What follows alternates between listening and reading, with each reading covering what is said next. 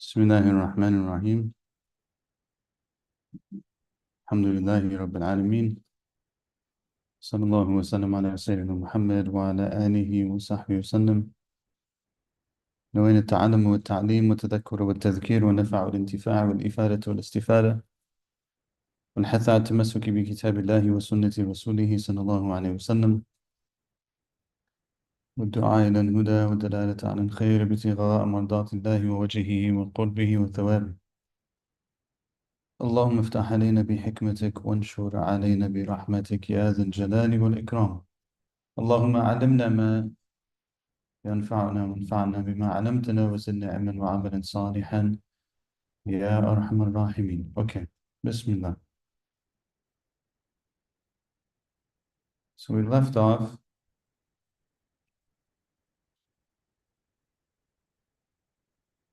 on this point, I believe. Yeah, that was going to be a little bit longer, so we had to stop. Okay. So we left off on this chapter where the author, rahimahullah ta'ala wa nafa'allahu yahu bi'ulumi fi darain amin, is talking about halal and haram and dubious matters. You remember this? Dubious, shubuhat like matters, dubious matters. Okay, so the second category, he says the second category is the degrees of the dubious and how to distinguish them from the lawful and unlawful. Maratib al-shubuhat. The hadith of Nu'man ibn Bashir mentions these three, meaning the lawful, the unlawful, and what is between them. The hadith of Nu'man ibn Bashir is which one? The halal is clear and the haram is clear. In between them, there are doubtful matters. Okay. Thus, we, however, shed light on this now and say what follows. What is strictly lawful, and halal and mutlaq, is that which there are no intrinsic attributes that make it unlawful in and of itself, and in which there are no extrinsic reasons for it to be unlawful or disliked. Okay. An example of this would be rainwater that one takes before it falls on anyone's property. So rainwater, before it falls on anyone's property, is purely halal. That's what he's trying to say, right? The idea here is that there are things that are haram, really what he's trying to get at, or what he's going to get at, is that there are matters. This isn't working for me. Let me try this. There are matters that are haram because of something in and of themselves. Okay? And then there are things that are haram because of what they lead to. There are things that are haram because of what they are in and of themselves. And then there are things that are haram because of what they lead to, or what they are, what's maybe some secondary attribute. Okay? I can't remember if we talked about this last time, but an example of this, the very clear example that's always used, is the example of alcohol. The drinking alcohol in and of itself is obviously haram in and of itself. And the thing that's not, it's muharram li dhatihi. They say it's muharram li dhatihi. And then there's things that are muharram li ghayrihi, things that are haram because of something connected to them. That would be like sitting at a table where alcohol is served. So Prophet ﷺ specifically said not to sit at a table where alcohol is served. Both of them are haram, but they're haram in a different way. Okay. Why does that matter? It matters because, as we mentioned last time, sometimes in a particular case, something that has a general ruling, the general ruling can change in a particular case. Okay. So essentially so now you have two things that are haram. What would make either of those permissible is of different levels.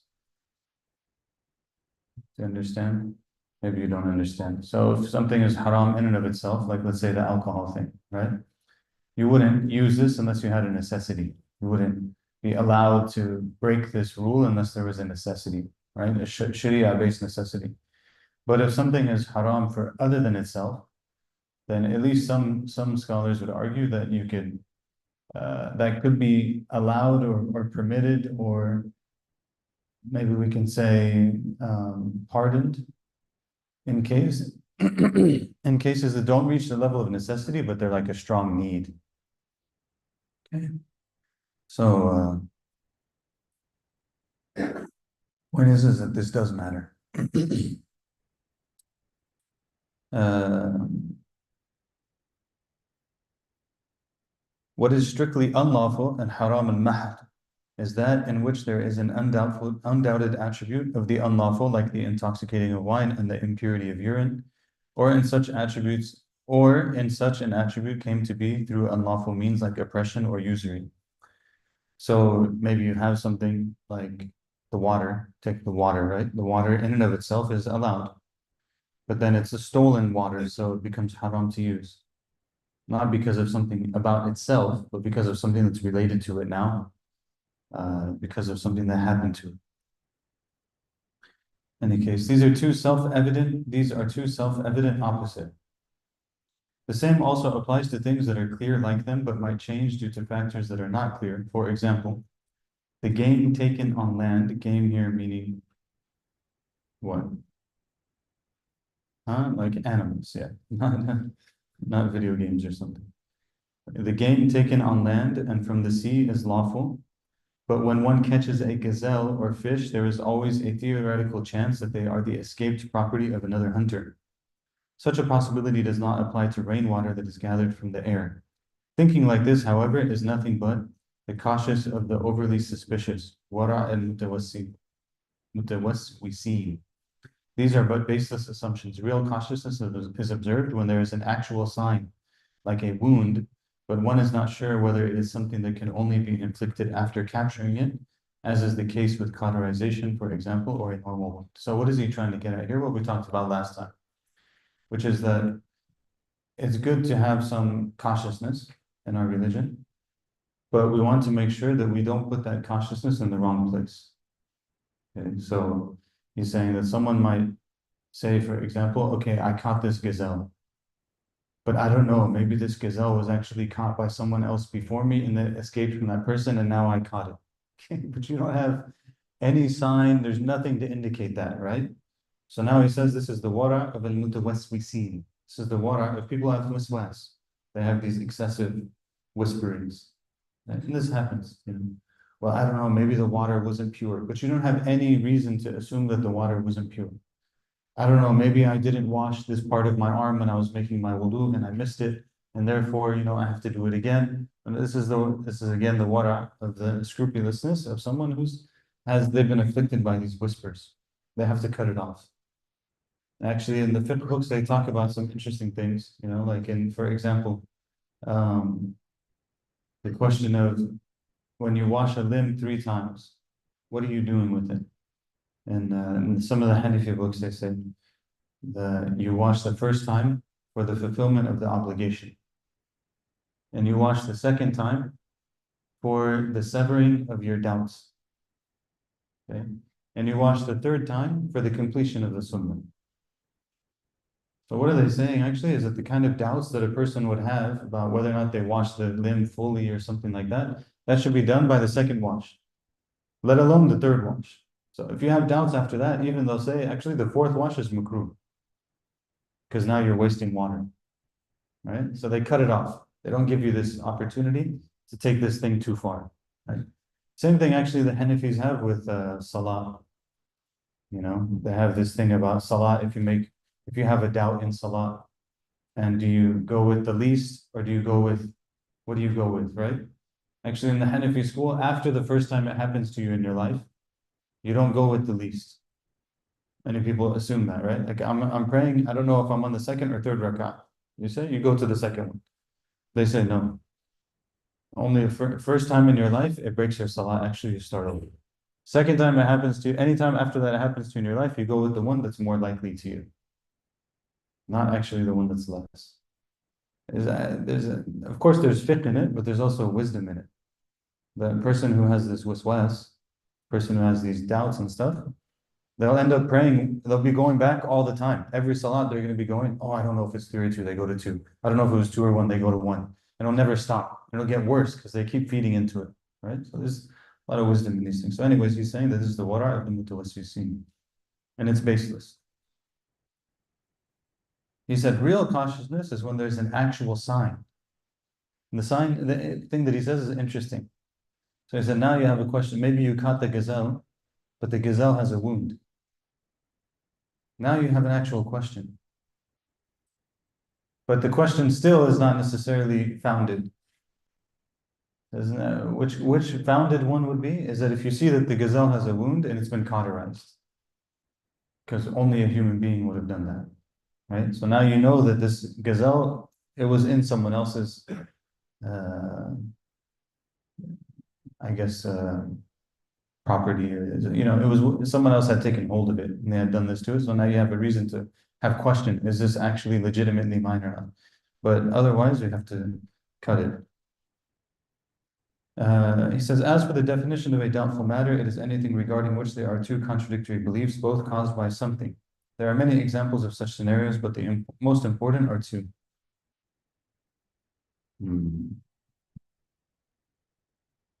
Okay, let's just read them.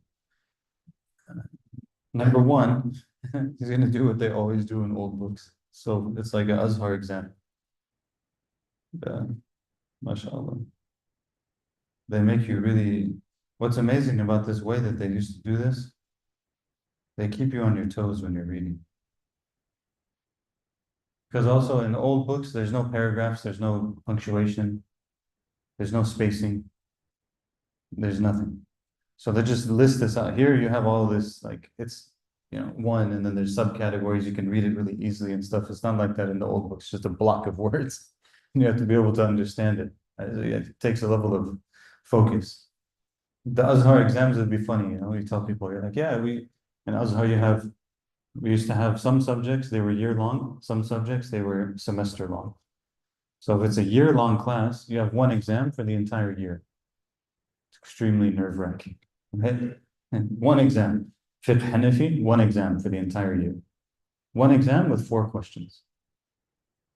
It's very easy to do bad, right? Because if you miss one question, and you have the whole text, maybe the text is like 300 pages, you can be asked of any word, and you have to memorize most of it. If you didn't memorize it properly, they take points off, because they love memorization. So you get one exam, but that one question has like 10 questions in it, It's not really 4 questions. It's like one question that has 10 parts. So this is what he's doing here, all right? He says reasonable doubt about what made something lawful or unlawful. Reasonable doubt about what made something lawful or unlawful. This is shak. This is actually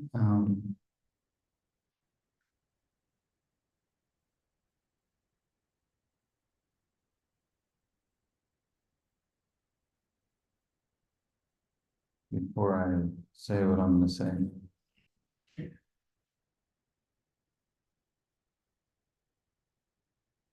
Oh God, there's so many subcategories. 5th category.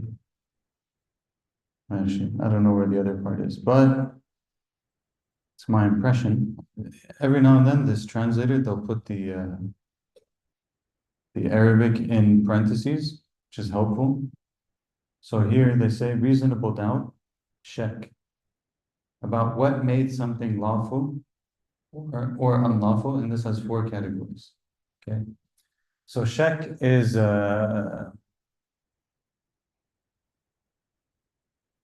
basically istiwa al-tarafain. They say in the books, they say that shak is when they have levels of knowledge. Seminary students, you should know this. Should I pop quiz you? You know this from the first class in the seminary, from Knowledge in Islam Learner's Notes. And if you finish that one, lower your gaze, put your eyes down. All right. Alhamdulillah. MashaAllah, we have a lot of students in the seminary in the first term. Inshallah. We have 2 in the 5th term. So far, only 2 have made it to the 5th term. MashaAllah, they're very dedicated. So there's levels of knowledge. Highest level of knowledge is yaqeen. It's yaqeen. You have absolute certainty. Okay? So 100%. Second level of knowledge is dhan. Dhan. The dha. Dhan. Dhann is when you have one side is more likely than the other, and the side that you think is more likely than the other is actually kind of right. You're right about it, you know? And then in the middle would be shak. It's doubt that you're not really sure. It kind of could go 50-50. It's 50-50 doubt. And then the third one, they call wahm. Wahm is 20, it's the opposite of dhann, but you're wrong. Okay. So you're uncertain about it, but the idea that you have is it's less likely. But anyways, they have this categorization. So when he says reasonable doubt, check, he's assuming that you know that because it's like in the first class. Reasonable doubt about what made something lawful or unlawful. This has four categories. Four categories. Number one, first category. When the unlawful is known beforehand and then doubts whether it has become lawful or not. Such kind of doubt must be avoided and is unlawful to act upon. For example, a hunter might see an animal and wound it so that it falls into the water, and then after reaching it, finds that it has died. If he does not know whether it drowned or died by the wound, eating it is unlawful. The reason for this is that the legal presumption will always be for prohibition. Okay, so what's the first possibility? First possibility is you have something that's unlawful, you know it's unlawful, and then something happens to it that could make it lawful, but you're not sure if it happened or not. Okay, so that's the example that he's giving. You hunt the animal, shoot the animal, assuming you said Bismillah, you shot the animal, then before the animal dies, it goes and runs into the water. When it runs into the water, then you find it in the water dead, and you don't know. Did it die from the wound? Did it die from drowning? If it died from the wound, could be halal. If it dies from drowning, it's not halal. Okay, so this is the issue. So what is the assumption in this case? What do you go with? You go that it's not halal. What I'm going to say is going to cause you a lot of problems right now, and I seek your forgiveness for it in advance. And I don't know that there's consensus on this point. Okay, so just to be fair, as we said before, he's a Hanbali, he's going to mention his position. Just because he mentioned his position doesn't mean that there's consensus on it. Okay, but what is he saying at the end here? He's saying you have to assume it's haram. Why? Huh? No. Because the reason for this is that the legal presumption, the asl, the legal presumption, the default ruling is that it's haram. What is he saying? He's saying the default ruling on meat is that it's haram.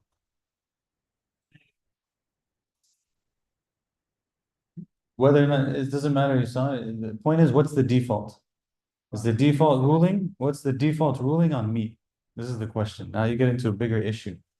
Is it default ruling on meat is that it's haram. It becomes halal by killing it in a way that's allowed by the Sharia. What you consider that to be, leave it for debate, right? But the point is, the default is that it's haram. Why would something like this be extremely consequential? Okay. If one was to take this lenient position, very lenient position, that meat in the marketplace in the United States is halal, they take it based on what? They take it based on it being killed by someone who's from Ahl al-Kitab, right? From the people of the book. Okay. There's a little bit of an assumption here, right? There's an assumption. We're assuming that the person who works in the slaughterhouse is from Ahl al-Kitab. Is it a fair assumption or not? You could argue. You could argue. Some of the scholars who have allowed it, they said it's a fair assumption. It's funny. They say it's a fair assumption now because basically everyone who's working in the slaughterhouses is Latino. And they all come from a Christian background. So you assume that they're Christian. Right. It's important people remember this. Why? Because people take this opinion and then they go to other countries and they just assume. They get used to eating everything that's in the marketplace and they travel to like China or somewhere. They start eating whatever's they go to any restaurant, they eat what it is, right? Because they say it's halal. Well, it's not halal because the people who are slaughtering your meat are not people of the book, right? So anyways, the point that he's making here is the default assumption is that the meat is haram. Actually, if you take a step back and think about it, I was talking to some of the students about this at school, is that the default actually in Islam is that you don't kill things, right? Default is you don't kill things. Certain things we're allowed to kill them, maybe for some reason. Maybe it's not really, it's deemed to not be like so significant in that way, or maybe it's some harm to human beings or so on, whatever. But animals that are domesticated, they exist basically so that we can eat them, and we can use them for different things. But they become halal. We're allowed to kill them by a certain process. That process, then that process, when it's followed, it makes the meat halal. Please don't ask me on this. You can look up your fatwa. I know people argue about this in a lot of detail. Um, is it true that very significant and scholarly people have given a position that the meat in the marketplace in America is halal? Yes, it's true. If you don't believe it's a valid fatwa, you can argue that, inshallah. Second category. Do I personally eat it? Second question. Second category, when there is doubt concerning an unlawful factor in something known to be lawful. So now you have the opposite, right? There is doubt concerning an unlawful factor in something known to be lawful. The legal presumption in such matters is that they are lawful unless there is a proof to the contrary. For example, two men, upon seeing a bird fly overhead, one of the men says, if that is a crow, don't do things like this, okay? These things happen. People always, when they read fiqh books, if you don't have like a little bit of thick-skinnedness when you read fiqh books, it causes people sometimes actually doubt in Islam because they see the kind of things that get asked or the questions that come up in fiqh books, and they're like, how can this happen? Because fuqaha are dealing with human beings. Human beings do all kinds of silly things. Human being does a silly thing, they come to the sheikh, they have to ask the sheikh the question. Sheikh has asked a question, sheikh has to answer it. And sometimes they would think about these silly questions in order to kind of understand the principles, right?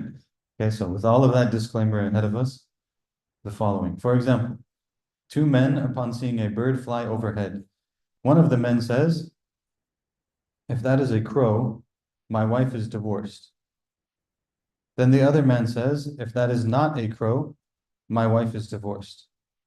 If the matter does not become clear, we do not declare the wife of either one as divorced. Okay? Anyways, this example is throwing me off so much that I can't even think about how to apply this example to the principle. So let's go back to the principle. The principle is that if it's lawful unless it's assumed otherwise. This is why he's saying it. Okay. Yeah, now I get it. It's because the sentence I didn't read. If the matter does not become clear, we do not declare the wife of either one as divorced. Prudence, however, dictates that both should divorce their wives and stay away from them. It's not saying that it's good to divorce your wife. That's not what it's saying, actually. What it's saying is that if the person has said something like this, and they're not sure if it counted as a divorce or not, then the safer thing to do would be to consider it a divorce, right? This is what he's trying to say. He's not saying that it's okay, we're so used to like the sheikh wearing the hat of the faqih and the advisor at the same time that sometimes it's hard for us to parse this. He's not being the sheikh and the advisor at the same time. You have to answer the question first. Sometimes in community life, sometimes we answer the question in a way that pushes them in a certain direction, but now you're kind of mixing things a little bit, right?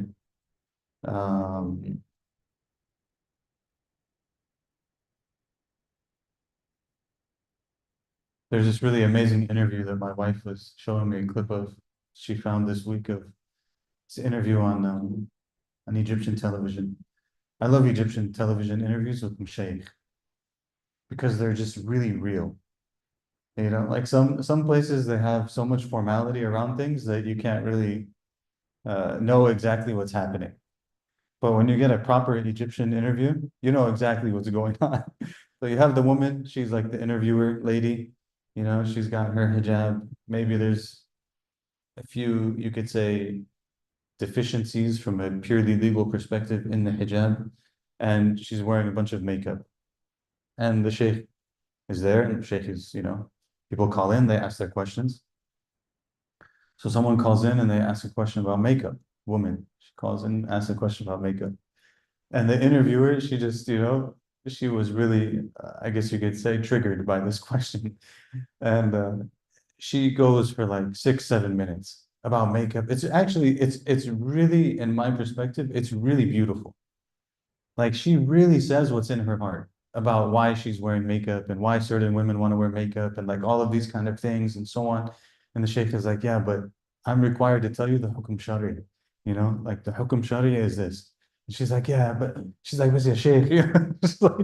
She doesn't just let him go, She really tells him exactly like this is how I feel and this is how so many women feel and so on and so forth. And then they have like this step further conversation where he's like, yes, but I have to tell you my responsibility. I have to tell you the ruling.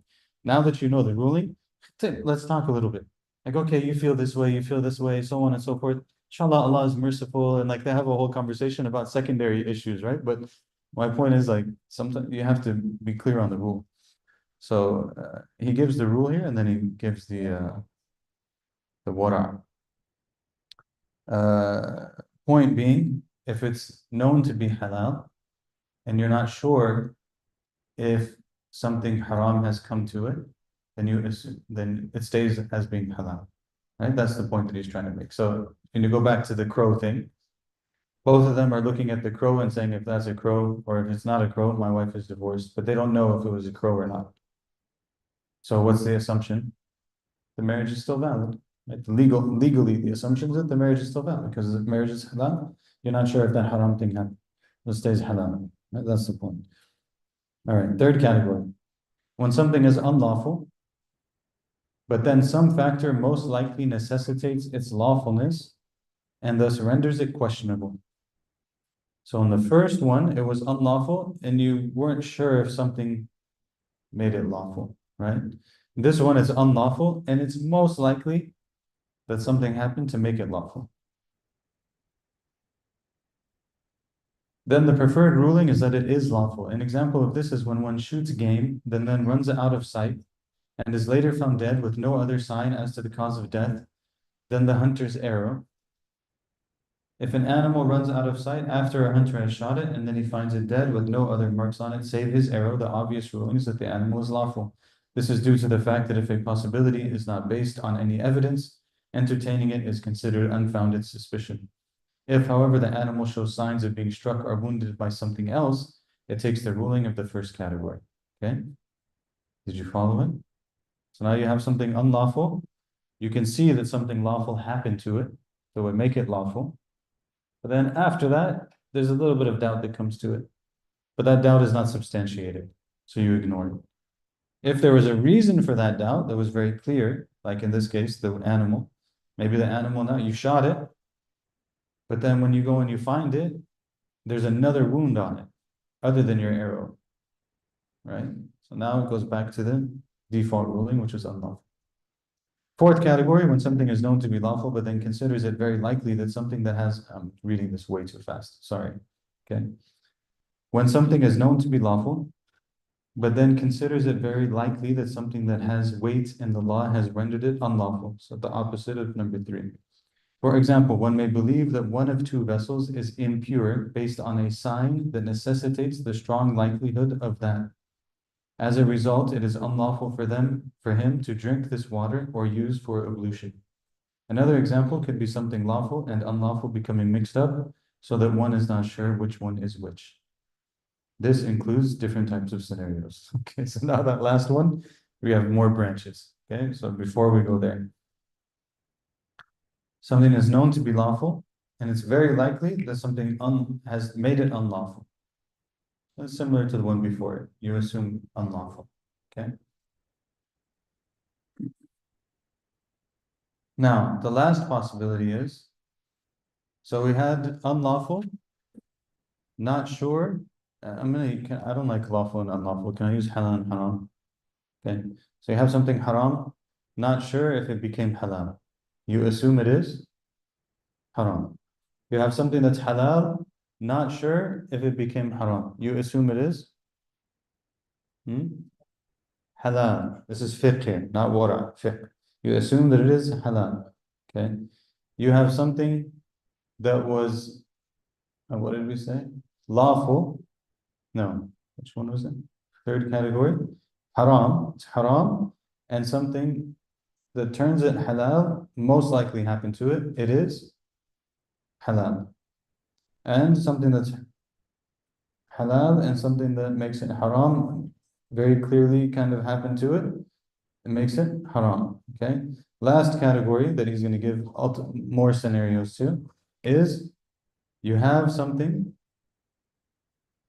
where the haram and the halal have mixed up so that you don't know which one it is. Okay. Now they're mixed together. You don't know which one it is.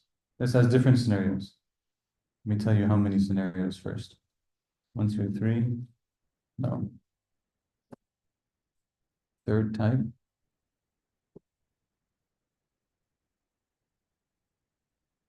Okay.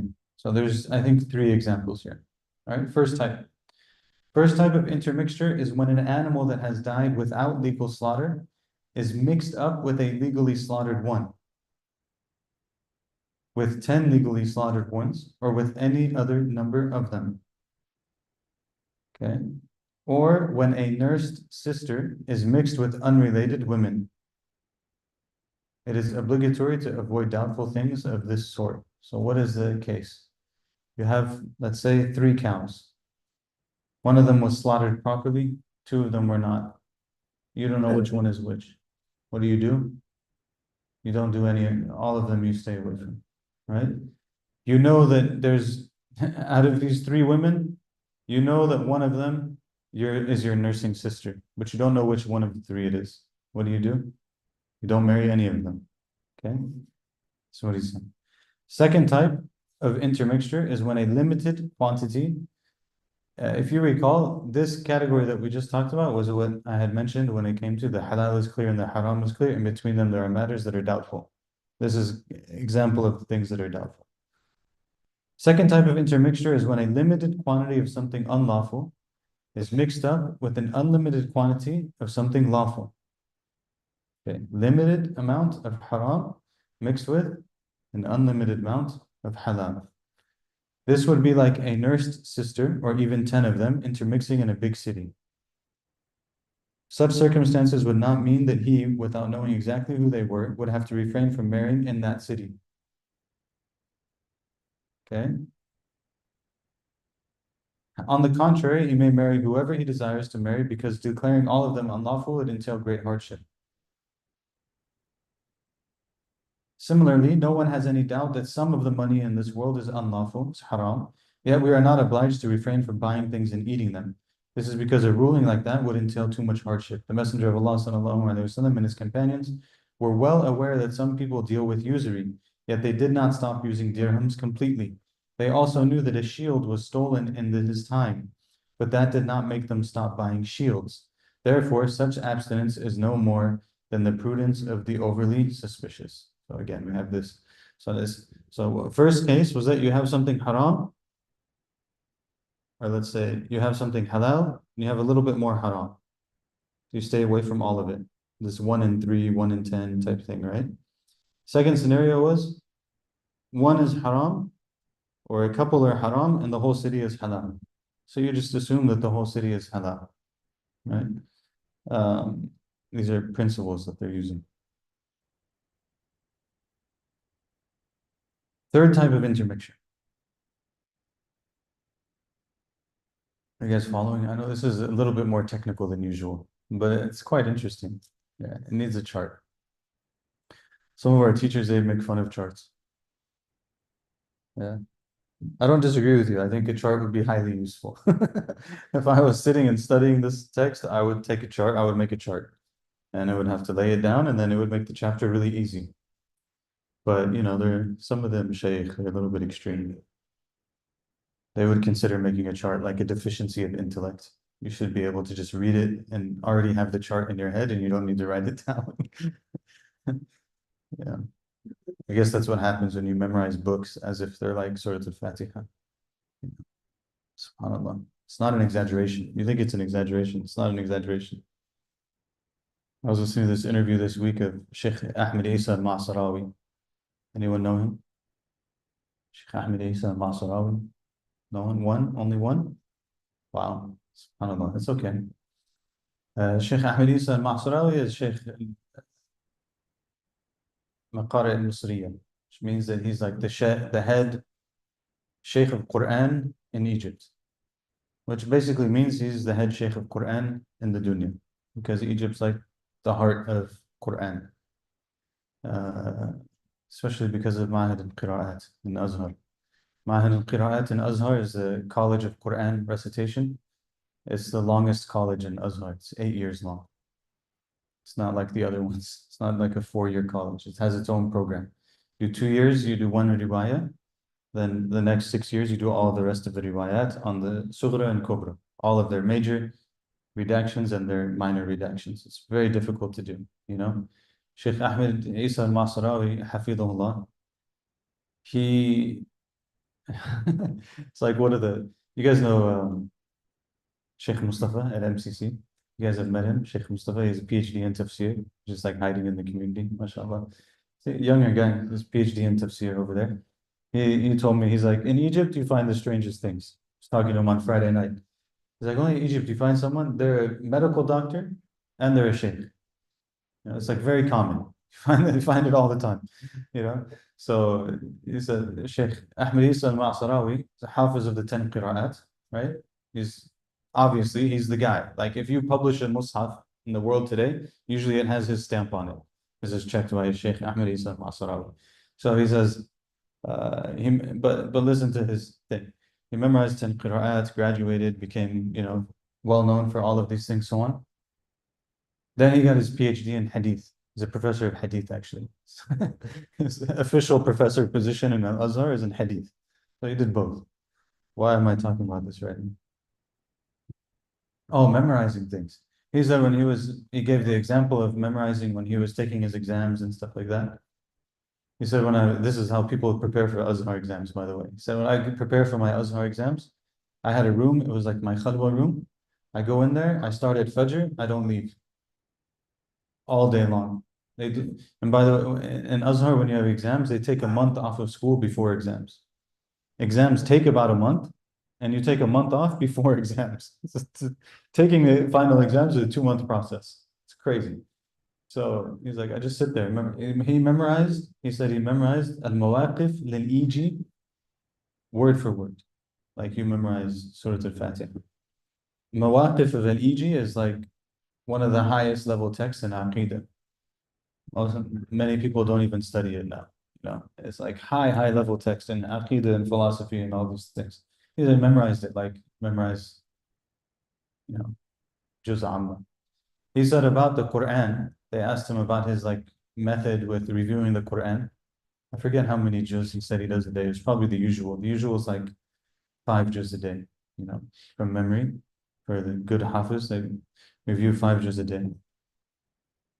He said when he does his review, he reads in one riwayah, right? One recitation of the Quran.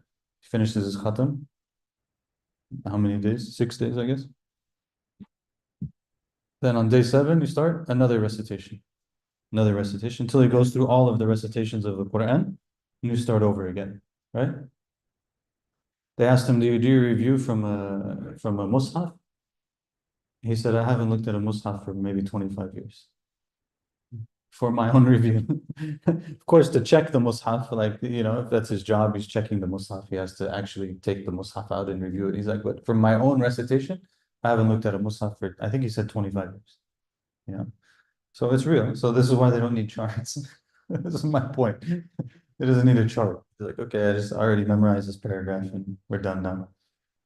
The third type of intermixture is when an unlimited quantity of something unlawful is mixed up with an unlimited quantity of something lawful, like the money of our times. Hasbunallah wa ni'mal wakeel. Hasbunallah wa ni'mal wakeel. I'm scared to see what he's going to say, what he says next. Did you catch it? Unlimited quantity of unlimited here doesn't mean unlimited. It means actually like it's just a huge amount that you can't really quantify. So large that you can't really quantify it, right? So this is the haram of the wealth today, and the haram, the halal of the wealth today is like that. It's just completely mixed up. He says in his time. Ibn Qudama is saying this in his time. This does not mean that taking something of those things is unlawful unless something indicates that the very portion that one is taking is a part of the unlawful. Alhamdulillah. Alhamdulillah. This does not mean that taking something of those is unlawful unless something indicates that the very portion that one is taking is part of the unlawful. Actually, this relates to the question that came up last week. Someone asked about this last week, right? Like you work for these businesses, you work for these corporations, you know that a huge portion of the money that the corporation makes is haram. And you know that a good portion of the money that the corporation makes is halal. So how does it affect your paycheck? Alhamdulillah, here's your answer. An example of this would be taking money from the hand of a despotic ruler. If there is no sign, it is cautious to refrain, but taking it is not unlawful. Okay, so you have a tyrant. The tyrant gives money to people. If the tyrant comes to the sheikh, says, I'm going to give you money. This is a big discussion in the books because it's like big question, you know. I'm going to give you this money. Do you take it? Do you not take it? It's a very important question. Even for us, by the way, it's a very important question. Why? Do you apply for government grants? Do you not? A lot of people work for the government, right? But at least in that, it's their paycheck. But in the grant, it's just you're just getting like chunk of money, right? So what do you do? So if there's no sign, it is cautious to refrain, but taking it is not unlawful. I don't know if he's going to give some examples here, but you know, there's different ways just to be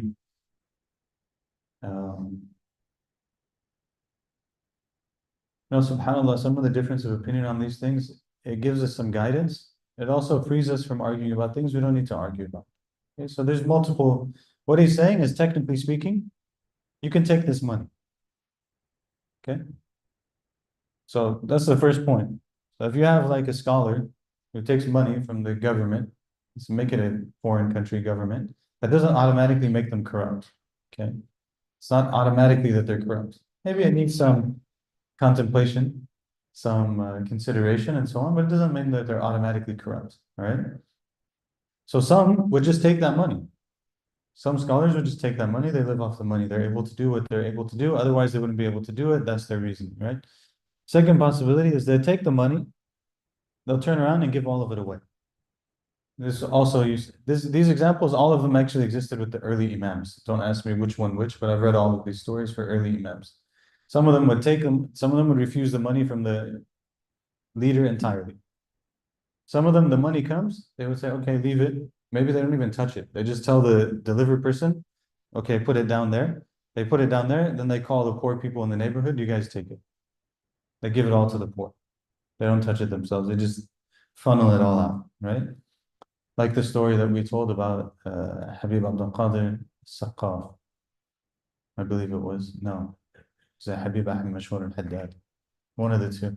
I think it was Habib Abdul Qadir Saqaf, rahimahullah, who they said one time they were in his gathering, the mashayikh, the gatherings, everyone comes to have their needs.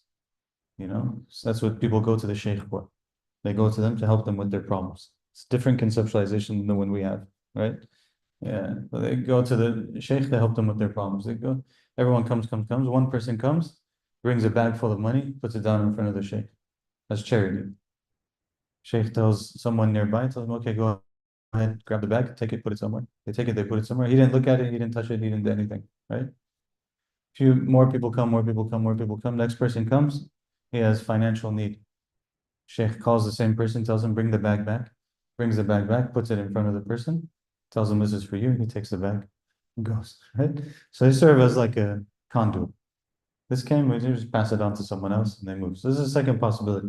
Third possibility is they don't touch it at all. I'm not taking this. Obviously, the story that I'm saying is not necessarily the same because we don't know who brought the bag of money, right? I'm saying if someone was to take money from the government and say like, okay, we're going to take this money, but we're taking this $1 million in grants because this grant money is going to go to people who need it. And at least then we can decide we can take this amana and distribute it to people who need it. Okay, it's not a bad thing, right? And third is you don't touch it at all.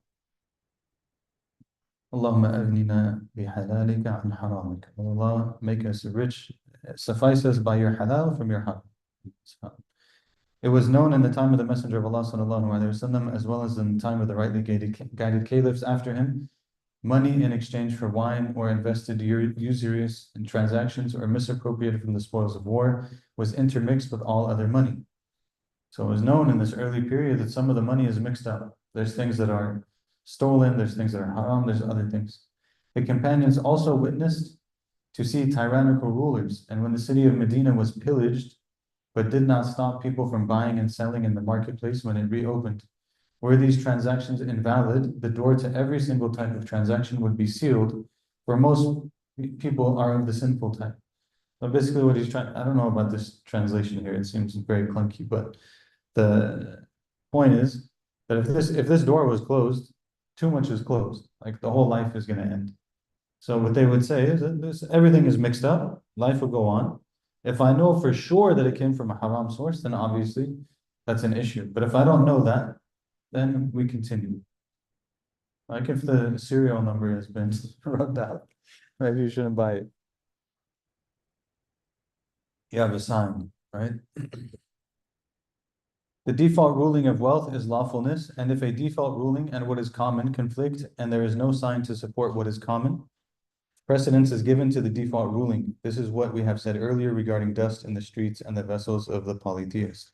Indeed, Umar radiallahu anh performed ablution from the vessels of the Christians, even though they were known to drink wine and consume the flesh of swine and were not cautious with impurities, and the companions used to wear tanned skins and dyed garments. If one thinks about what the tanners and dyers do, he knows that they are covered with impurities. This indicates clearly that they were only cautious with impurities they could see, or filth that was known to exist due to a sign. As for suspicion and conjecture based on circumstance, they did not pay attention to. So again, the same theme that we've seen throughout the section. Now we need to bring this section to a close. And it's not coming to a close. I don't think we're going to be able to finish it. Alhamdulillah.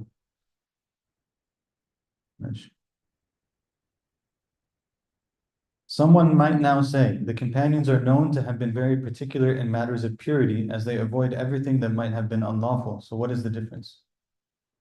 To this we answer by saying that if you mean that they used to pray with impurity on them, you are wrong. But if you mean that they used to avoid all impurities that had to be avoided, you are right. As for their avoidance of doubtful matters, it was about avoiding things that were allowable in fear of things that were not. This is subtle detail. The soul is inclined towards wealth no matter what form it takes, but this is not the case with impurity. The companions used to refrain from the lawful things that occupied their hearts, and Allah knows best. So, saying, but we know from the companions that they were really cautious about all of these things. So basically what he said, let me just summarize it for you. What is the point that's being said? The point that's being said is that they were cautious when they were cautious about avoiding things that are lawful in order to stay away from the unlawful. Okay? But they weren't excessively cautious in these areas where they're not sure. Okay? So there's a slight difference. It's like, I'm not sure. No, is it pure? Is it impure? I assume that it's pure and I move on. Right? That's not where the caution would come up. Caution would come up somewhere else. Why this subtlety matters? Why? Because one of them leads to refraining and being disciplined with oneself out of wanting to stay away from haram. And the other one leads to kind of like an obsessiveness and OCD-like tendencies, right? He's saying that they're not the same, actually, the way that they dealt with this. If it was something that dealt with, like, could lead to that falling into the world of suspicion and doubt and like becoming paralyzed by it, that's not where they exercise their caution. They exercise their caution in other things. It wasn't like, oh, I don't know if this food is halal or not. That's probably a bad example.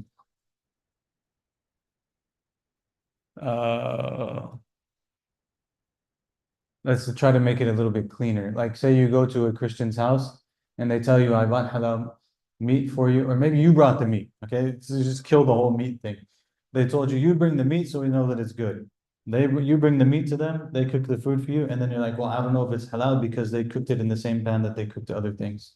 This, you don't pay any attention to, right?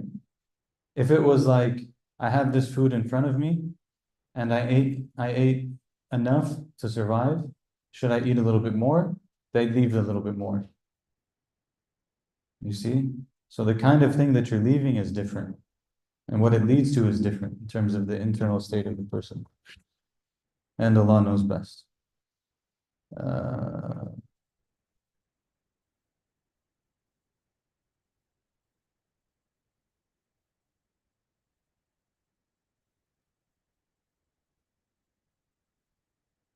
feel like you've had enough. Fire, like it's enough for the day. Yeah, we're in that place where it's 11:35 and we should probably stop, but at the same time, like if we open this next section, it's gonna take at least 10 minutes. So are there any questions or anything that anyone has? Comments? Huh? You need to read it 3 times. It's the kind of thing you kind of need to sit down with it, see it, hear it again, think about it. Yeah. I think it's probably that's a good indication that this is enough for today. Sallallahu alaihi wasallam ala Sayyidina Muhammad wa ala alihi wa sahbihi wasallam. Any comments or anything anyone would like to make? Yes.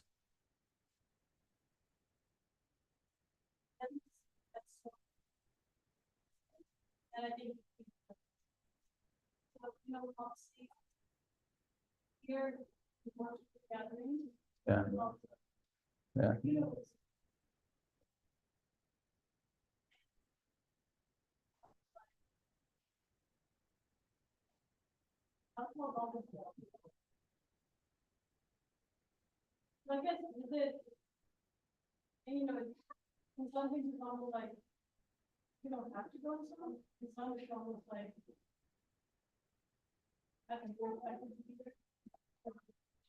Yeah.